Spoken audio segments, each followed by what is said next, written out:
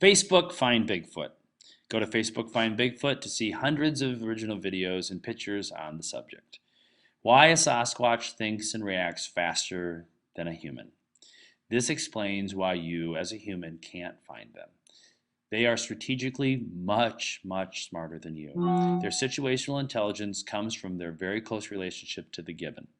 Instead of swinging branch to branch, Sasquatch walk or run, pulling on the trees, essentially swinging from tree to tree on the ground. We hope you enjoy this video. Now, some people know Sasquatch exists because they've seen one.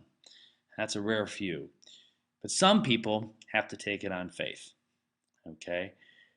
And some people can use logic and reasoning and the scientific record to make an educated guess if they really exist or not. So here is the investigated sighting record. It's pretty extensive. It's about 40,000 sightings. Okay? And it's probably a lot more than that. Here's the forest cover. So it pretty much matches that if you're in the Great Plains states, if you're in North Dakota, you're probably not going to see a Sasquatch. Okay, back and forth. So that's why when we see something like Larry the Cable Guy and there's something in the background, you say, hey, that could be it.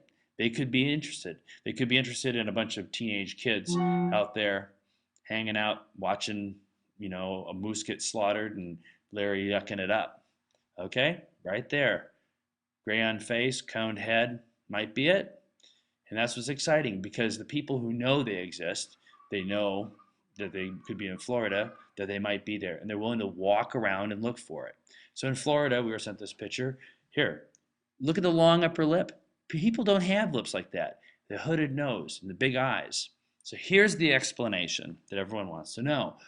Sasquatch are almost assuredly a large-bodied great ape descended from the gibbon. The gibbon has this long lower back, okay? In Aaron Filler's book, you can read about it. It allows brachiating, which makes them more mobile on the ground. So they can brachiate through the trees. It's under the branch. That means they have a flat face. They have a bunch of different things that are like a Sasquatch long arms. But when they run, they basically hold their upper body still and their lower body spins. They're always bipedal and they have bent legs and they are very fast. They walk as fast as we run. The answer is a Sasquatch is 100 times strategically more capable than a human. What is a strategic advantage and why can a Sasquatch so easily hide from us? Well, a strategic advantage is the equivalent of being able to stop time and be able to reposition yourself. Okay? We walk around in slow motion, just like these tigers. We have a slower frame rate. So watch this gibbon, 100cc brain, and these young tigers can't compete. This guy goes around and it's an incredible thing. I almost want to not talk because it's so remarkable. Bing, off he goes. And just look at how much faster he's perceiving the world. It's a faster rate. The tiger is always a little bit behind. Okay? Gets on the ground, runs away, and off it goes into the tree. Whack.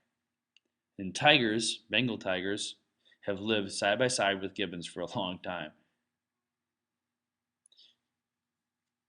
Basically, the great apes are a large gibbon that's left the ground and he can now run around and either chase game, small rabbits, or whatever it might have been when they first left the ground or left the trees. And now the tiger has given up. So that's the difference between a strategic advantage. The gibbon is able to secure a territory because, as an individual, because he has a strategic advantage, a locomotive advantage over the tiger. It's hardwired in the gibbon to secure a territory for its children's safety. Watch this dog pick on this dog, or this gibbon pick on the dog. Just goes around and there, off he goes again. Up there he goes and off he goes. Look at the reaction. I don't think the dog could actually catch the gibbon. He's moving his hand out of the way. There are certain predictive qualities about an underbranch brachiator that are profound. It must pre-plan each move, which branch to grab, Okay, watching this in slow motion, I mean, you can kind of see that it's going from this one, grabs this one, and you can see the head and the arms moving and making decisions. Which branch is going to be strong enough? Going to go from here to here, grab it, fly to here. It's truly amazing. Humans can do this as well. If you go to Venice Beach, you can watch a human on some swings, and they'll go back and forth. This is the vertebrae, or the ribs are fused to the sternum. There's a whole bunch of different things that have to happen in order to brachiation to work. But one of the great benefits of brachiation is that when they hit the ground, they have to walk on 2 feet. So there was no knuckle walking phase. Basically, our great ancestors started on 2 feet and they stayed on 2 feet. And there it goes. Now let's go back to that little tiger. Watch him just jump around in slow motion. And at this point here, he's turned around, he's watched. This is what you are, a tiger, and the gibbon is the Sasquatch. There's nothing magical about a Sasquatch. It only appears magical to this person with a slower frame rate. The tiger would always wonder why I can't seem to get that guy. He must have certain magic. So all of you who think that there's something mystical or portals or something for a Sasquatch, you got to change your mind. They don't. You just look ridiculous. Because eventually Sasquatch will be proven real, and this will be why. Because scientifically, they have a strategic advantage. They have taken the strategic ability of the gibbon to North America and amplified the distance by 1,000-fold. So this Sasquatch made a mistake. The Sasquatch rarely make a mistake. It's up in the tree, and it's just watching everything. It's a little Sasquatch, has the abilities of a gibbon, and it's just dancing around. It's the New York baby footage. Okay.